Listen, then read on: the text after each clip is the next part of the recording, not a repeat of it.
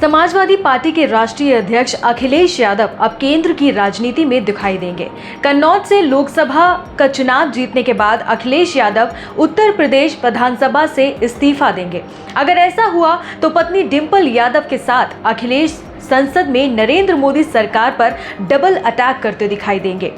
डिंपल यादव इस बार मैनपुरी से चुनाव जीती हैं। आपको बता दें कि 18वीं लोकसभा में पति पत्नी की देश भर में ये एकमात्र जोड़ी है। इससे पहले 17वीं लोकसभा में भी अखिलेश यादव और डिंपल यादव चुनाव जीतकर संसद पहुंचे थे, लेकिन अलग अलग समय में। पिछली बार अखिलेश आजमगढ़ से चुनाव जीते, लेकिन डिंपल कन्नौज से नहीं जीत सकी। सपा संस्थापक मुलायम सिंह यादव के निधन के बाद उपचुनाव में डिंपल मैनपुरी से जीतकर सीधा संसद पहुंची, लेकिन तब तक अखिलेश करहल विधानसभा सीट से निर्वाचित होकर यूपी विधानसभा में नेता प्रतिपक्ष बन गए थे।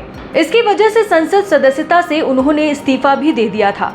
इससे पहले कि बिहार से पप्पू यादव और उनकी पत्नी रंजित रंजन भी साथ में लोकसभा पहुंच चुके थे। दोनों 2004 और 2014 में 2 बार एक साथ चुनाव लड़कर लोकसभा पहुंचे थे। हालांकि तब दोनों अलग अलग पार्टियों में थे।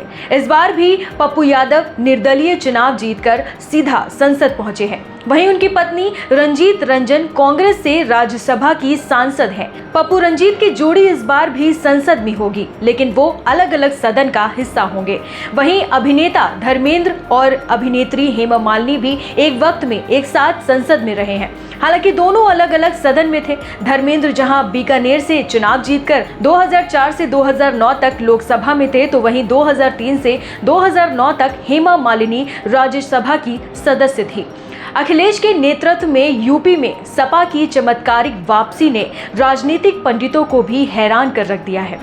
पीएम मोदी की लोकप्रियता और बीजेपी द्वारा राम मंदिर निर्माण का श्रेय लेने के बावजूद सपा का शानदार चुनावी प्रदर्शन जमीनी स्तर पर अखिलेश की लोकप्रियता और उनकी राजनीतिक सूझबूझ को दर्शाता है। समाजवादी पार्टी की स्थापना के बाद लोकसभा चुनावों में ये अब तक का सर्वश्रेष्ठ प्रदर्शन है।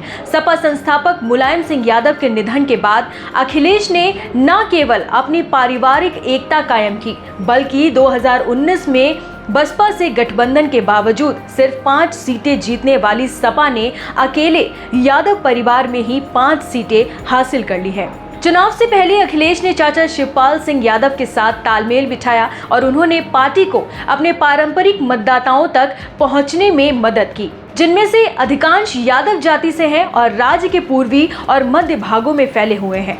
लोकसभा में तीसरी सबसे बड़ी पार्टी बनकर उभरी है समाजवादी पार्टी के प्रमुख ने कहा कि जब सपा देश में तीसरे नंबर पर पहुंची है तो हमारी जिम्मेदारी भी बड़ी है। समाजवादी पार्टी देश के तीसरे नंबर की पार्टी बन गई है। जहां पार्टी को इतना बड़े पैमाने पर जनता का समर्थन मिला है, वहीं समाजवादियों की जिम्मेदारी बढ़ गई है।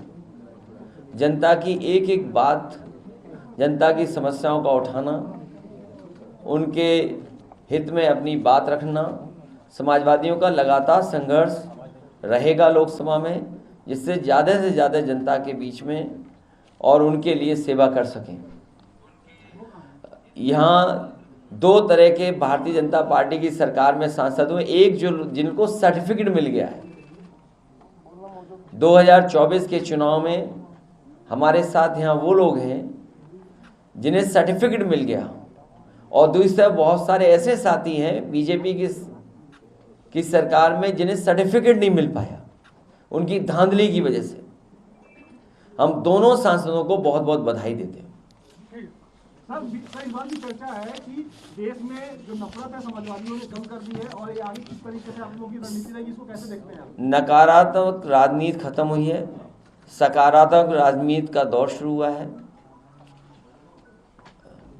जनता की मुद्दों की जीत हुई है। बड़ी जीत और बड़े मनोबल के साथ अखिलेश अभी से हुंकार भरने लगे हैं। उन्होंने कहा कि ये बीजेपी की मनमर्जी के खिलाफ जनता की मर्जी की जीत हुई है। समाजवादी पार्टी का पीडीए यानी कि पिछड़ा, दलित और अल्पसंख्यक वास्तविक एजेंडा है, जिसमें सामाजिक न्याय की अवधारणा है। ये एक पड़ाव है। पार्टी की लड़ाई लंबी है। अब हमें 2027 के विधानसभा चुनाव की तैयारी करनी है।